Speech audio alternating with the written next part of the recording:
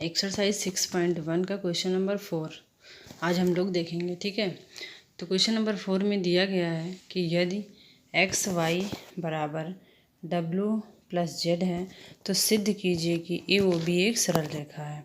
चित्र में आप लोग देख रहे होंगे कि क्या कहा गया है कि एक्स वाई, ये वाला कोण एक्स है और ये कोण वाई है। ठीक है, कह रहा है कि अगर एक्स प्लस वाई बराबर ये वाला डब्लू है और ये वाला जेड है। ठीक है, डब्लू प्लस जेड के तो हमें प्रूफ करना है कि जो ए ओ बी ये वाली रेखा है, ए और बीच में ओ है पॉइंट और ये बी, ए ओ बी एक सरल रेखा है। तो ए ओ बी अगर एक रेखा प्रूफ करनी है, इसका मतलब हमें क्या प्रूफ करना होगा?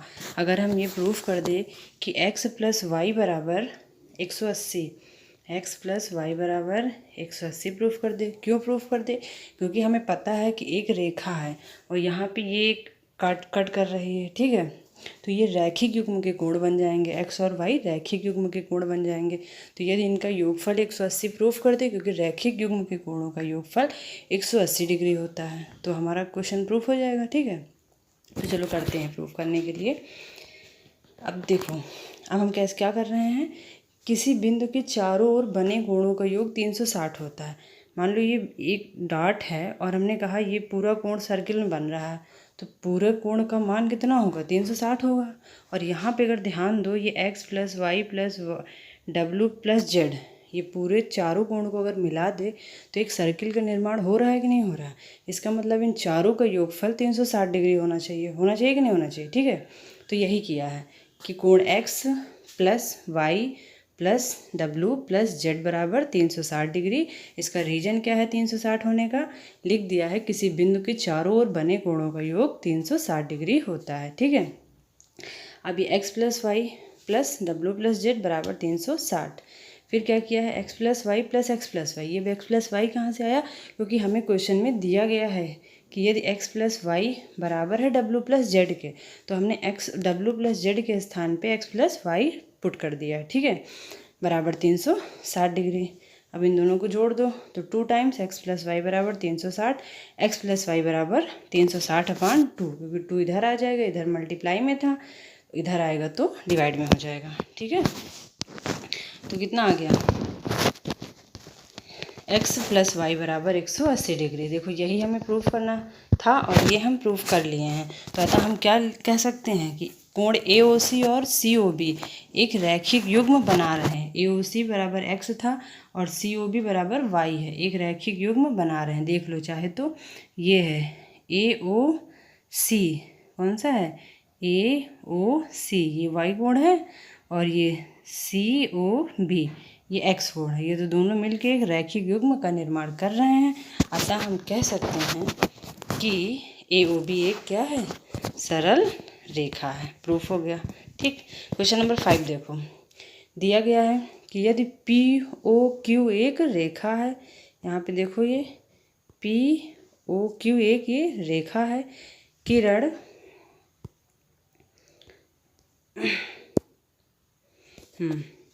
पी ओ क्यू एक रेखा है, ये है। ठीक, किरण ओ आर रेखा, ये ओ आर जो है, ओ आर रेखा पी क्यू पर लंब है। इस पी क्यू पर ये ओ आर क्या है? लंब। लंब का मतलब ये वाला कोण भी 90 बन रहा है और इधर वाला भी कोण क्या पूरा 90 बन रहा है। ठीक है, तो किरणों ओ पी और ओ आर के बीच में ये ओ पी, ये ओ पी है, फिर से देखो ये ओ पी है और ये ओ आर के बीच में ओ एस एक अन्य, ये एक ओ एस एक अन्य किरण है। हमें सिद्ध करना है कि आर ओ एस बराबर, आर ओ एस कहाँ है? ये आर ओ एस ये है किसके बराबर है? 1/2 क्यू ओ एस के। ये क्यू ओ एस है, ये पूरा क्यू ओ एस, और इससे माइनस कर दो। क्या माइनस करना है? P O S, P O S, ये इतना कोण माइनस करना है। ये हमें प्रूफ करना है। फिर से देखो एक बार, क्या प्रूफ करना है? आर ओ एस, ये आर ओ एस किसके बराबर प्रूफ करना है? हाफ क्यू ओ एस, ये क्यू ओ एस, ये पूरा कोण, इस पूरे से अगर मैं ये वाला माइनस कर दूँ, ठीक है। फिर से देखो, ठीक,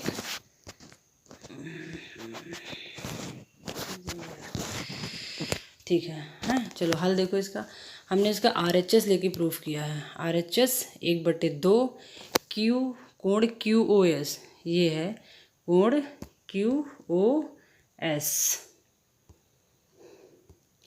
QOS ये वाला है, माइनस,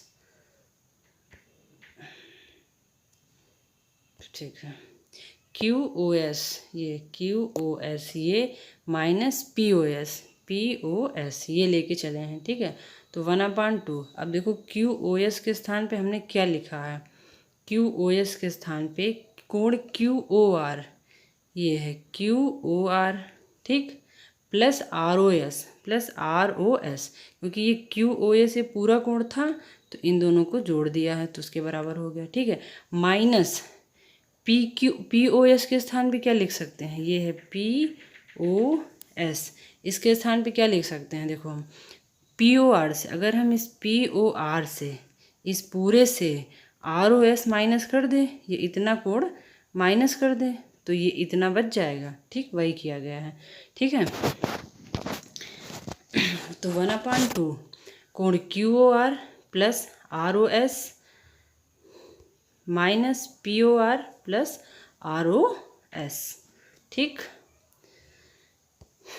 इधर देखो, अब यहाँ पे देखो एक चीज़ और दिया था कि PQ पर ये रेखा लंब है, OR लंब है, इसका मतलब ये कोण और ये कोण क्या हो जाएगा, 90 डिग्री हो जाएगा। तो यहाँ से QOR के स्थान पे हम 90 डिग्री लिख सकते हैं और POR के स्थान पे भी 90, इसके QOR के स्थान पे 90 लिख सकते हैं और POR के स्थान पे 90 लिख सकते हैं। ठीक है,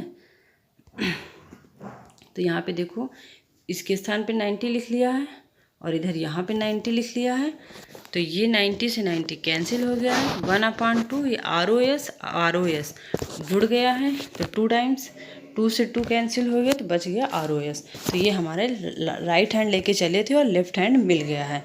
ठीक है, ये प्रूफ हो गया है।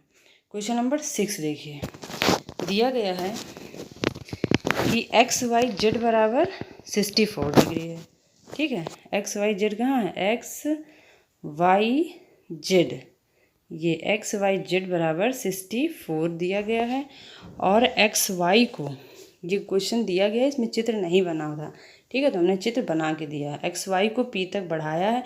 यदि किरण YQ कोण ZYP को समद्विभाजित करती है, कौन सी किरण, YQ, ये YQ कह रहा है कि यदि ZYP को ये समद्विभाजित कर रहा है तो हमें XYQ निकालना है और प्रतिवर्ती कोण QYP के मान ज्ञात करना है। ठीक है, अगर ये समद्विभाजित कर रहा है इसका मतलब ये और ये एंगल क्या हो जाएंगे, बराबर हो जाएंगे। ठीक है, अब देखो PYZ प्लस XYZ बराबर 180, ये है PYZ, ये और XYZ, ये XYZ, ये और इन दोनों का योगफल 180 के बराबर होगा क्योंकि ये एक रैखिक युग्म का निर्माण कर रहे हैं।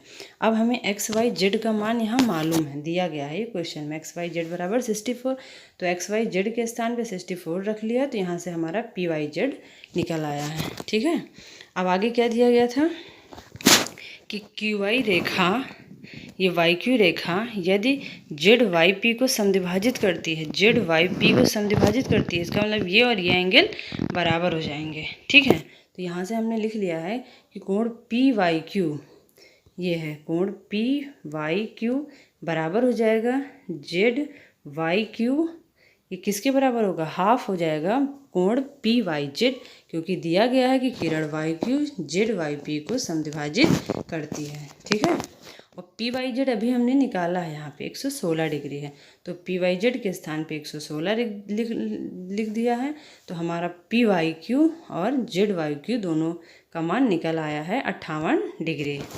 ठीक है, अब आगे देखो हमें क्या निकालना है, कोण XYQ का मान निकालना है। देखो कोण XYQ कहाँ पे है, ये है XYQ, ये मान निकालना है और XYZ हमें पहले से पता था ये 64 और अभी हमने ये वाला निकाला है 58 डिग्री, तो अगर ये पूरा ये निकालना है एक्स वाई क्यू, तो 64 प्लस 58 जोड़ देंगे तो निकल आएगा कि नहीं निकल आएगा।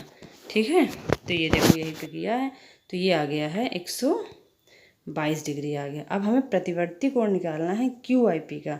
अभी कल बताया था कि प्रतिवर्ती कोण का मतलब क्या होता है। जैसे मान लो ये क्यू आई पी, ये कोई ये कोण है, यहाँ पे क्यू है, ये क्यू है और ये वाई है और पी है। अगर क्यू आई पी निकालना होता तो हम ये वाला निकाल लेते कोण, ठीक। लेकिन अगर प्रतिवर्ती निकालना है तो ये बाहर वाला एंगल ये निकाला जाएगा। तो अगर हमने ये अंदर वाला निकाल लिया, बाहर वाला निकालना है, इसका मतलब 360 माइनस कोण क्यू आई पी निकाल देंगे तो प्रतिवर्ती क्यू आई पी निकल आएगा। ठीक है, तो अब देखो क्यू आई पी अभी हमने निकाला था 58 डिग्री आया था, यहाँ से क्यू आई पी 58 डिग्री आया है। ठीक है, और हमें प्रतिवर्ती क्यू आई पी चाहिए तो 360 माइनस 58 302 डिग्री निकल आया है। ठीक, अगर क्वेश्चन ना समझ में आया होगा तो फिर से व्हाट्सएप पे बताना, मैं दोबारा फिर से कोशिश करूँगी समझाने की। ठीक, ओके, थैंक यू।